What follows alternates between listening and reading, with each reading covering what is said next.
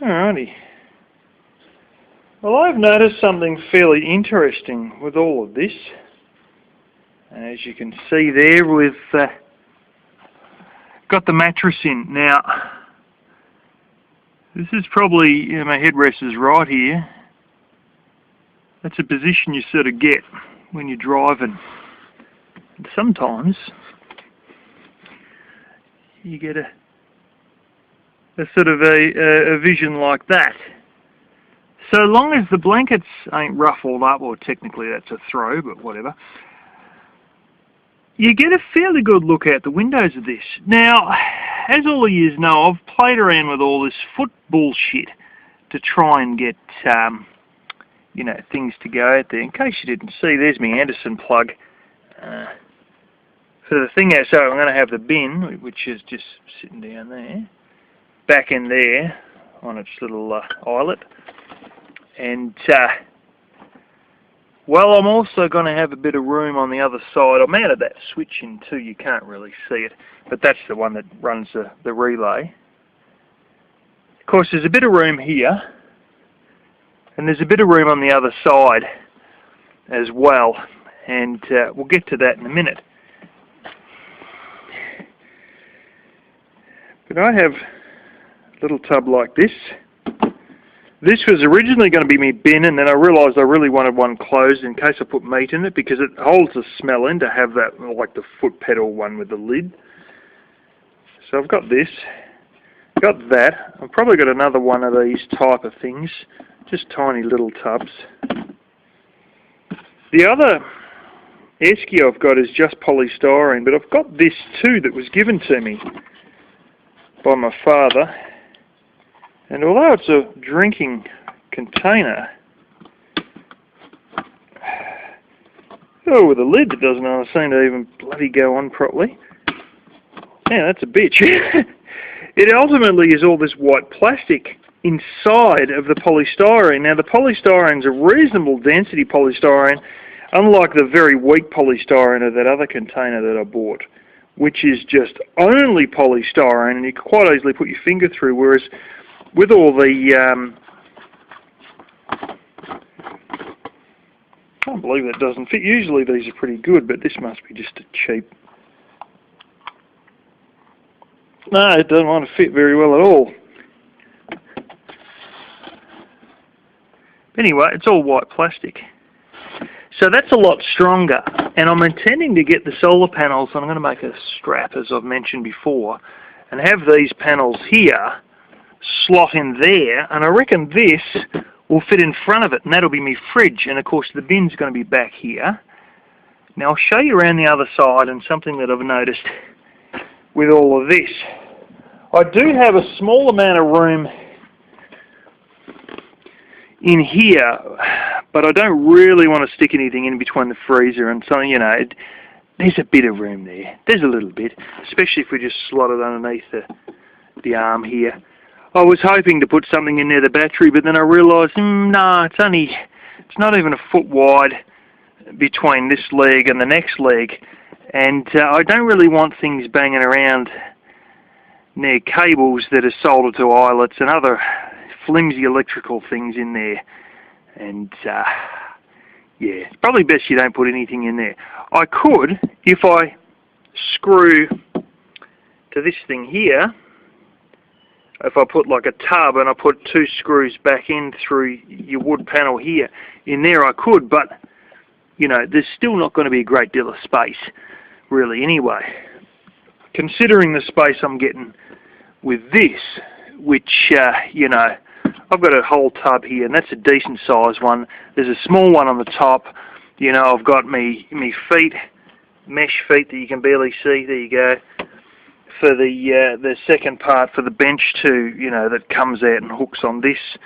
I've also got that's actually a roll of wrapping paper, and then there's me. This is one of these three-legged seats, and it's you got like a big piece plastic lump in there, and it's like a big plastic ring with 3 holes, and as you sort of sit down, they all sort of span out, the 3 feet, and it's basically a stool, and I was given this years ago, like probably 12, 15 years ago by a relative at Christmas, and I've actually only sat on it within the last couple of weeks just trying it out.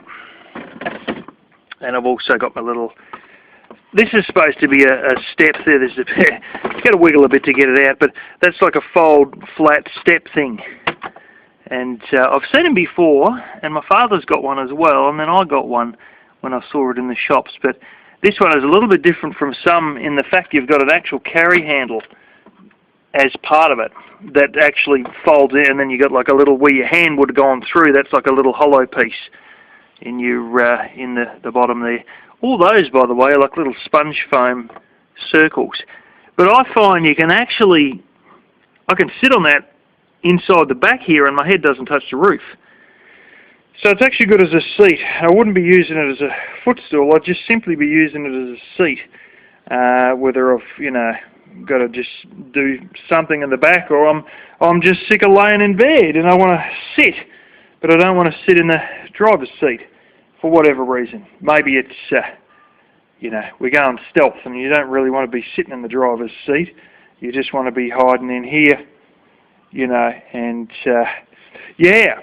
Or I'm going to be out cooking and I need some seat to sit on, and you know, my stool, I'll be honest, that stool thing isn't very comfortable at all, because it's all just fabric on 3 blimmin' legs, you know, and it's, yeah, like a lot of these things, you get that hammock effect where it all just sags as soon as you sit on it, you know. Anyway, by the way, you might notice I leave the doors open a lot. I've turned the switch off. That this actually is like some of the commercial vehicles where you get the ability to switch off all the interior lights. The strange thing is, though, I think it only lights up the front 2 lights that are sort of right up. That clock is fucked. It's only ever come on for a couple of minutes the whole time I've owned it. And I think it, and there's your main switch that controls everything, just like a commercial vehicle. And I think it only turns on those 2, but these will individually switch as well. And then I've got all the other ones, and I don't know, but I think all the other ones are only individual switch. I don't know. It's got a few, yeah, minor electrical niggles, unfortunately. Honestly, I don't think it ever worked, but it had an ability to switch it off. So I switched it off anyway to stop any short outs, but it never actually was working from day one from memory. I think it might have been, but only in the front. I don't know. I think it never worked from day one from memory, and I just turned it off just to be sure. Yeah, I've still got to put on the little thing on the back, the seat that is on the not the seat, the bloody arm for that back foot. But see, I've noticed something else about all this back foot business too.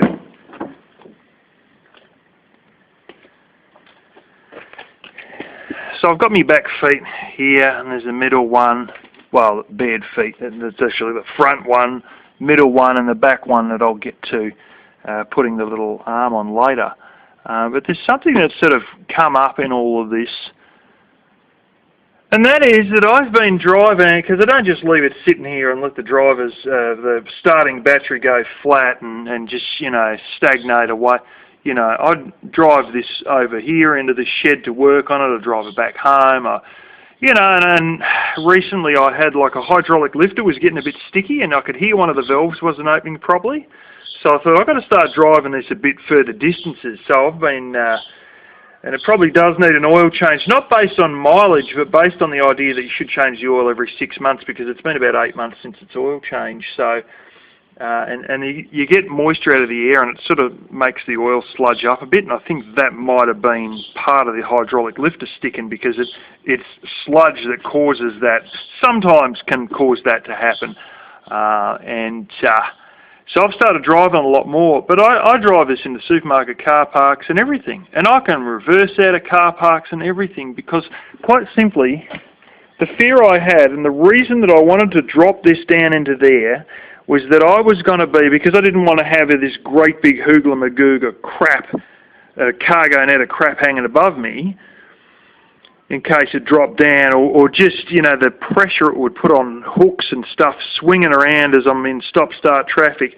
I thought I'll put the bed high and then put everything under the bed. But then I thought if I'm going to put the bed high, I won't be able to see out the windows when I'm reversing out of car parks and stuff like that. Well, so long as I don't have like the blanket like full bunched up like this, I can actually see perfectly out of this reversing. Now, just so long as my blankets don't bundle up, I can see really well. Because the fact is that if I had to get this mattress and I put it, you know, and I take the legs in and I drop it down into here, the damn thing still ends up about this tall anyway.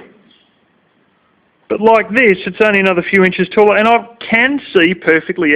Just so long as I keep these blankets flat, I can see out of the windows to reverse out of car parks. And I've been in like 45-degree angle car parking on a road that's fairly busy in the back of a supermarket and all that, and it's fine, you know, and I'm backing out without a problem. And I just realised,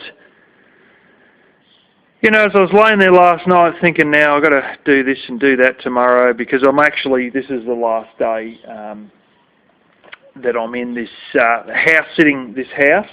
So I'm running around trying to, you know, do the dishes and wipe the benches down and blah, blah. And I've mopped the floor yesterday. But, you know, there's still a lot of shit that I've got to move out of the place. I've got the silver car over here that I'm loading up with all the other random shit, and getting ready to take that all back home. But I'm sort of sitting there going, well, this is the last day I'm going to be able to work on the van. What I absolutely need to do, and basically anything with the tailgate opened is what I'm going to need to do. So it's just that arm for that back thinger. But I realised in all of this, as I'm laying in bed this morning, you ever get that thing where you realise your thought patterns run a bit differently when you first wake up? You know, you sort of, like your fear factor is different. Everything is sort of a little bit, your thought patterns are running on, and you get some thoughts that are a bit more inspirational than you might usually get when you're first awake, you know, because you're sort of still, you've only just come out of dream world, so your brain's still in a bit of a dreamy state sort of thing.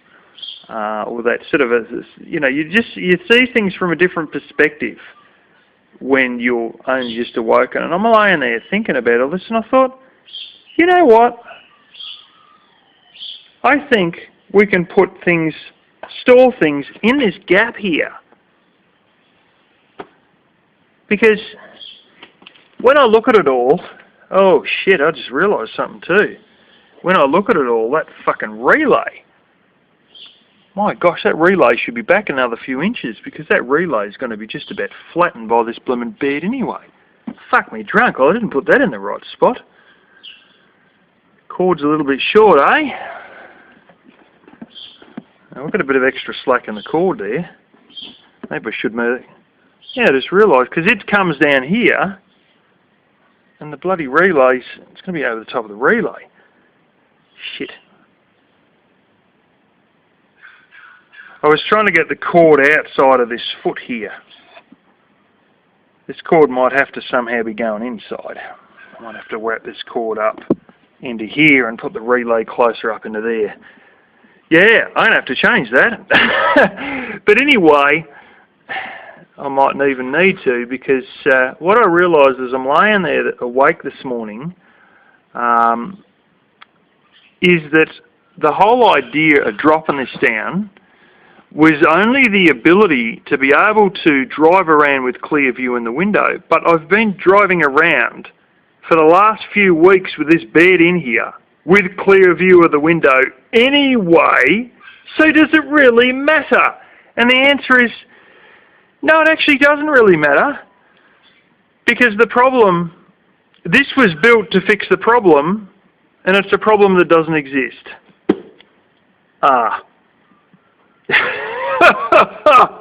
You see the point I'm making now? You know, so, yeah. So in all of that, I mightn't be moving these very often. I do like to have the ability to move it anyway, just in case I ever want to carry something on top of the bed base that I can then slip it down. But, you know, if it's not a problem, I probably won't be using that feature very often. It's probably nice to have it, you know, but what am I going to have that's going to take up the entire bed base? Other than buying, or not buying, usually being given sheets of plywood from work, which technically speaking, I could put on the friggin' roof racks anyway when I mount the roof racks in. But if it was raining or something, I could put them inside here, you know. But yeah, I'll definitely have to do that relay thing.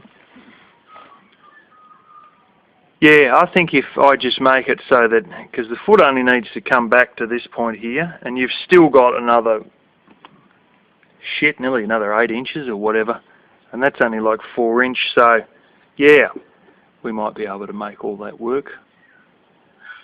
I didn't even realise that, and I siliconed the damn thing down the other night. I reckon I can pull it out. Oh, maybe not. I'll cut off the blooming silicone underneath it. Anyway, that's just something I thought I'd point out, because it's just become very apparent that, but you know, you never have these thoughts until you sort of, sometimes, you know, you've got to be in a bit of a strange state of mind to realise the obvious, and realise that you made a huge effort pissing around with all this bullshit, and you know, and this can be van builds. There's an idea that it's going to be boom, boom, boom, boom, but then when you actually do it in practice, you realise it's stupid, or there's a better way, or you could have done it like this. And this is why some people have one van with 3 different van builds in it. You know, they start with one and then go, geez, I'd love it if I could have that. And they realise there's actually a spot, because they don't need as much room here so they can lift up their stove higher, or they can put something else in, or this one that I've got that does this is a full-size one, and I can actually, you know, I just took this one out of my house, but I can get a camping version that's half the size of this one, and then all of a sudden I'm freed up a stack of room. But in all of this, like this, you know, I'm going to try and get the in between the seat here and the front of this, that's where the table's going to be, and a few bits and pieces. I might stuff all my Reflectix in here or whatever, you know, I'll have extra room for other stuff. But yeah, I was sitting there going, well, I've got to make a strap up so I, you know, can like have like a hand strap, sort of like a loop, and you go right around the mattress, and then you got a hand loop so that when the thing's down in here, I can lift it back up and drop it out there. And I thought, oh, I don't want this, because this is only 2 sheets there, and I don't want this bloody strap sitting underneath. And I had a nylon strap, and I go, well, the nylon strap's too short, I'm going to have to join several together. And then I said, well, get a big roll of the cotton strapping. And then I thought, do I really even need to have this thing underneath this sitting poking me in the back? And I thought, you know what, you're probably never going to use this, so you can just grab hold of the edge of it and pull it back out of the slot like that. And if you want to open the door and lift it up from underneath, you know, that's a lot of these things you never realise until you're faced right with it, or the idea comes to you at the strange hours of the morning. And yeah, but my God, how did I not see that one with a frickin' relay? Just hope I can lift this bloody leg enough to get the... I'd have to be undoing some screws, I think, just to get this leg to swing out the way for a minute to get this cable under. Anyway, is what it is, but yeah, the things you work out over time.